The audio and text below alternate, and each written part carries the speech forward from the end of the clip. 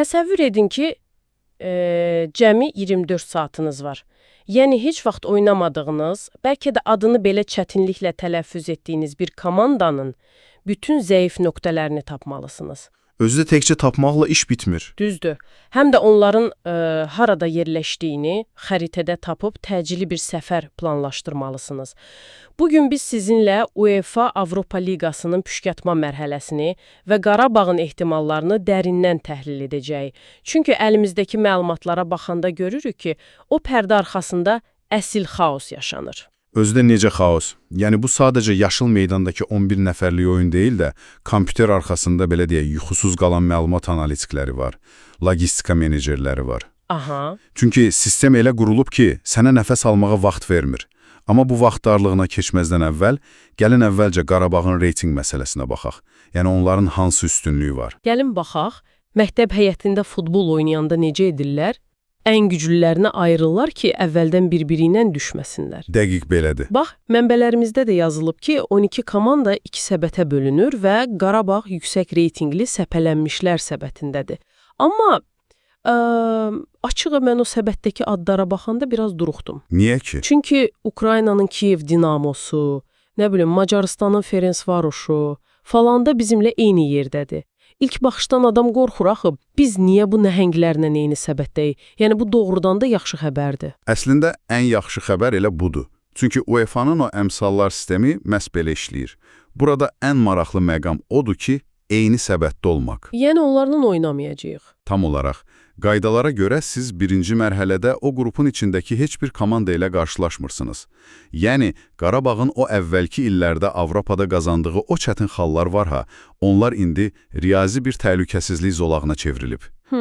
Bizi o Dinamo kimi rəqiblərlə erkən toqquşmaqdan sığortalayır. Bir dəqiqə, yəni bu sığorta məsələsi yaxşı səslənir, amma bu sadəcə müvəqqəti bir qalxan deyilmi? Əgər birinci mərhələdə qorunuruqsa, növbəti mərhələlərdə onsuz da bu titanlarla üz-üzə gələcək də. Bəli, gec-tez o beton divara çırpılacaqsınız. Bu sadəcə turnirin intriqası dərhal ölməsin deyə atılan bir addımdır. Lakin bu qalxan həm də o deməkdir ki, bizim birinci mərhələdəki rəqibimiz o biri, yəni səpələnməmişlər səbətindən gələcək. Aha, əsas məsələ. Və inanın mənə, əsl təhlükə o komandaların adında yox, yerləşdiyi coğrafiyadadır. Bax, elə bura mənim ən çox diqqətimi çəkən yer oldu. O komandaların adını oxudum. Miqyas doğrudan da dəhşətlidir. Yəni, bir tərəfdə Rumıniyadan Universitatsiya, Serbiyadan Vojvodina var, digər tərəfdə buz kimi soyuq İslandiyanın Vestri klubu var. Bəli. Təsəvvür edin, püşk atılır və sən öyrənirsən ki, sənə çox qısa müddətdə İslandiyaya uçmaq lazımdır. İqlim dəyişikliyi, saat qurşaqları, 10 saatlıq uçuşlar bu logistika baxımından əsl kabus daxı. Və o coğrafi kabus təqvimin darlığı ilə birləşəndə lap idarə edilməz olur. Baxın, coğrafi uzaqlıq onsuz da çətindir. Amma bunu indi zamanla da məhdudlaşdırın. Mənbələrimizdəki ən kritik detal budur. Birinci mərhələnin püşkü iyunun 16-sında atılır. Aha. İkinci mərhələnin püşkü isə dərhal ertəsi gün.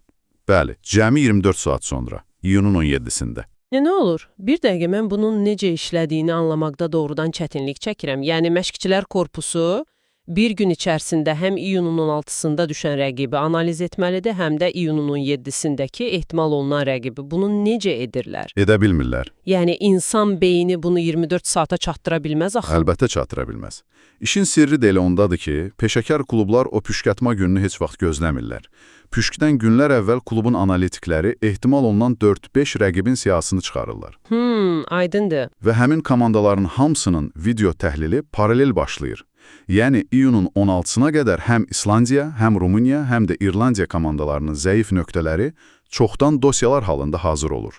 Sistem səni buna məcbur edir. Vay! Yəni siz demək istəyirsiniz ki, o analitiklər bəlkə də heç vaxt oynamayacaqları 3-4 fərqli komanda üçün yüzlərlə saatlıq analiz edib boş yerə enerji xərcləyirlər. Tamamilə. Oyunlar onsuz da iyulun 9-u və 16-sundadır. Bu, böyük bir resurs israfıdır. Bir tərəfdən logistikanı həll et, digər tərəfdən bu məlumat seli ilə boğuş. Məhz belədir. Və bu detal idmanın o kənardan görünməyən amansız psixoloji tərəfidir. Gəlin o təqvim məsələsinə bir də baxaq. Əgər komandalar ikinci mərhələnin püşkünü hələ birinci mərhələni oynamadan atırlarsa, bu onlarda hansı diqqət dağınıqlığı yaradır? Düzdür, sən hələ birinci rəqibi məğlub etməmsən? Bəli, amma beyninin bir küncündə artıq ikinci rəqibin, bəlkə də heç vaxt qarşılaşmayacağın bir komandanın taktikası fırlanır. Heç vaxt baş verməyəcək bir döyüşə hazırlaşmağa məcbur edilmək. İdmançıda yaranan bu görünməyən təzyiqi bir düşünün. Bu doğrudan da dəhşətli bir zehni sınaqdır. Yəni, fiziki olaraq bir yerdə olmaq, amma zehni olaraq eyni vaxtda 4 fərqli ölkədə və 4 fərqli rəqiblə vuruşmaq. Elədir. Bu fırtınanın içində diqqətini yalnız qarşındakı topa cəmləmək bəlkə də elə ən böyük qələbədir. Əziz dinləyicilər, siz də bu barədə mütləq düşünün. Bizə qoşulduğunuz üçün təşəkkür edirik. Növbəti təhlillərdə görüşənədək.